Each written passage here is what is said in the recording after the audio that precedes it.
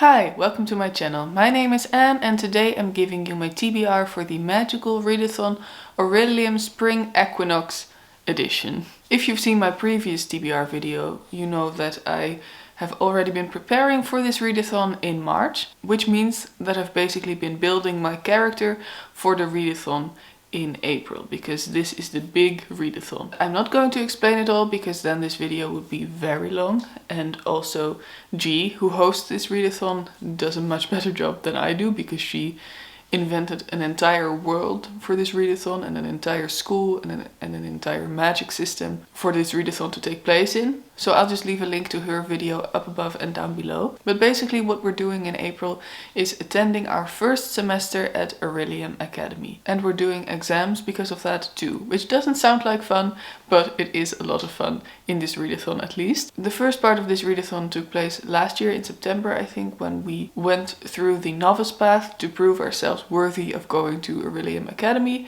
And then up until the start of April, we had the time to build our character. And I have my scholar's key right here, which has all the information of my character.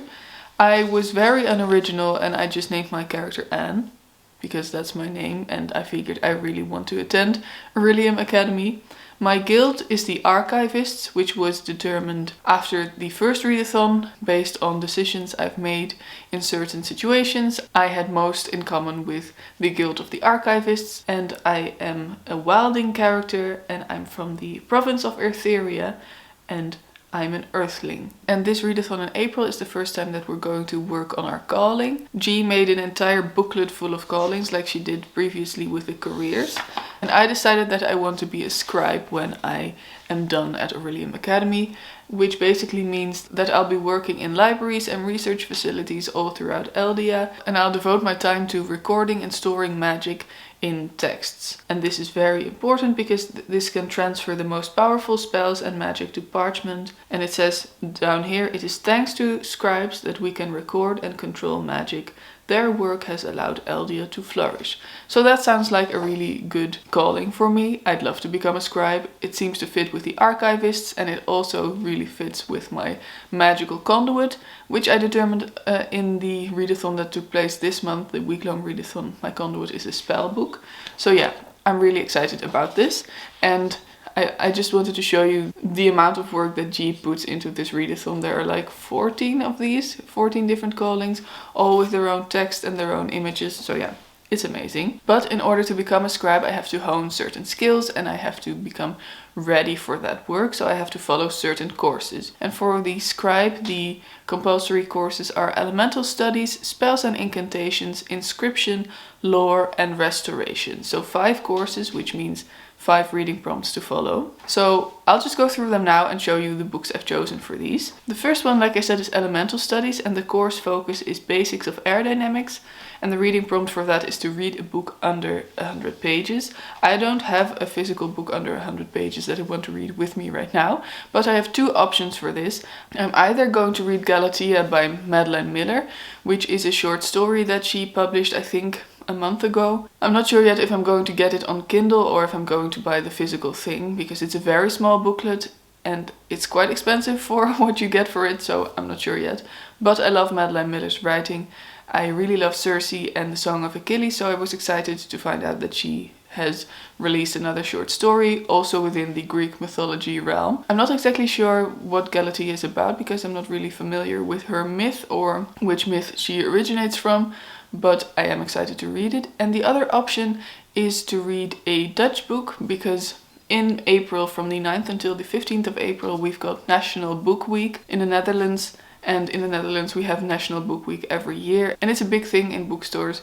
We have some events planned in the bookstore that I work at, and we also hope that a lot of people will come to the bookstore. It's usually a very busy week. And for that National Book Week, each year one famous author writes a kind of gift, a little book, usually kind of a short story, to give to people who come to buy books in the bookstore. And this year the National Book Week gift, het Boekenweekgeschenk, was written by Ilja Leonard Vijver, who is a very famous Dutch author. I might be reading that for this prompt. I'll probably be reading it anyway. I don't know what it's about. I think the theme of this year's National Book Week is First Love or something like that. So it'll have something to do with that. Then the second course I'm following is Spells and Incantations, and the course focus of that is Anti-Gravity Spell. The prompt is to read short stories or essays, so either a collection of short stories or essays or just one short story or essay. So I decided to read a collection, and I think I'm going to read The Anthropocene Reviewed by John Green, which is a collection of essays on a human-centered planet. I think it's basically him reviewing humanity, and I love John Green. I love the way his mind works, I love his writing, so I'm excited to read this. But I've also got another option, and that is The Language of Thorns by Leigh Bardugo, which is a collection of short stories, Midnight Tales and Dangerous Magic, from the Grisha universe. And I've had this one on my shelves for quite some time, and I've been meaning to read it for quite some time, so maybe I should just read this. I am excited to read this as well, but I also really want to read this, so I'm not sure yet. Maybe I'll just read them both, because this isn't very long either. There are a lot of illustrations in here as well. I'm leaning towards this one, but at the same time I'm also leaning towards this one, so it's 50-50. I really don't know yet which one I'm going to read. The next course is Inscription, and the course focus is on the Glyph of Strength. And for that I need to read an intimidating read, and I thought about this for a while, and I don't really have that many intimidating reads on my shelves anymore that are a reasonable length. I mean, I could read The Once and Future King by T.H. White, but that's this big, and I'm really not doing that in a readathon.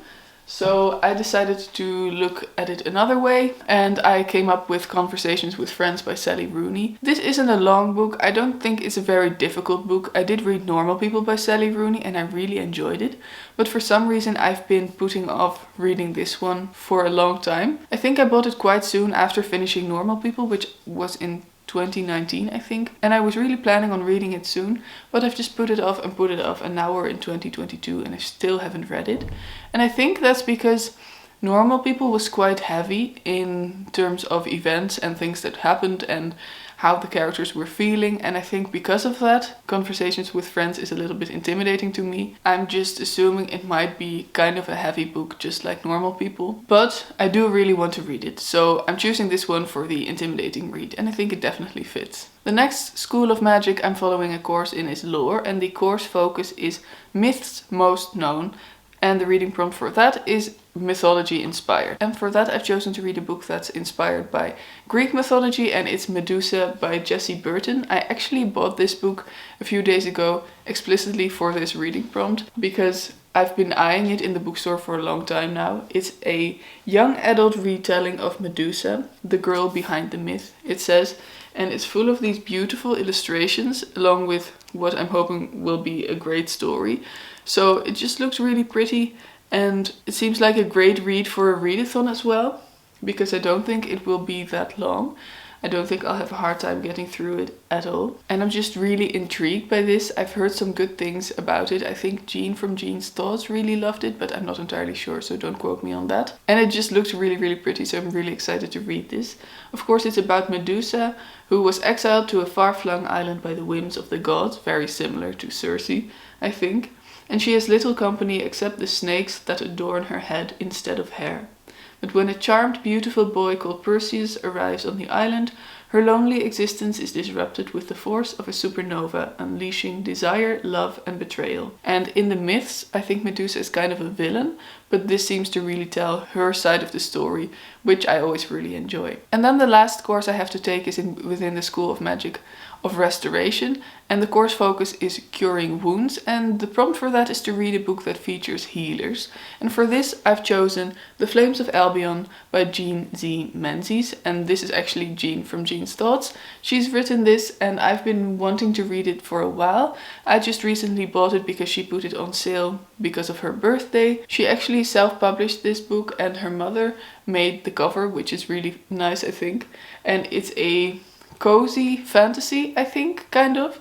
It's a hopeful fantasy, kind of hope punk. It's hopeful, it's kind, there's joy in it. And this is the story of the country of Albion, a century after the monarchy was overthrown. And this place has become a haven for its citizens, including for the young scholar Adaria? I'm not entirely sure. She was raised within the Albion University walls and she has dedicated her life to the pursuit of knowledge. But then one day everything changes when she unwittingly awakens a sleeping dragon's egg. And that kind of sets off the whole story, I think. And I wasn't sure if there were healers within this story, but I don't really have any books that very explicitly feature healers, at least in the synopsis, so I don't know whether they feature them. So I asked Jean and she said that one of the side characters was training to become a healer, so I figured that really fits. So I'm reading this and I'm really excited about it. So those are all the books I'm reading for the Magical Readathon Orilium Spring Equinox, and I'm really excited about it. It's always a lot of fun. There are lots of things hosted on Twitter and Instagram, and there will be reading sprints and things like that. It's really a big community.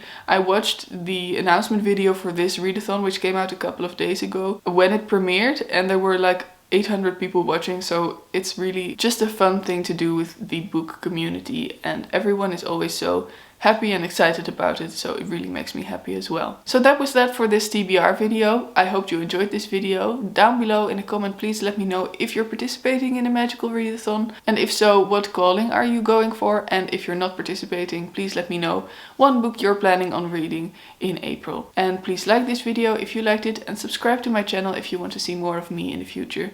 And have a wonderful day. Bye!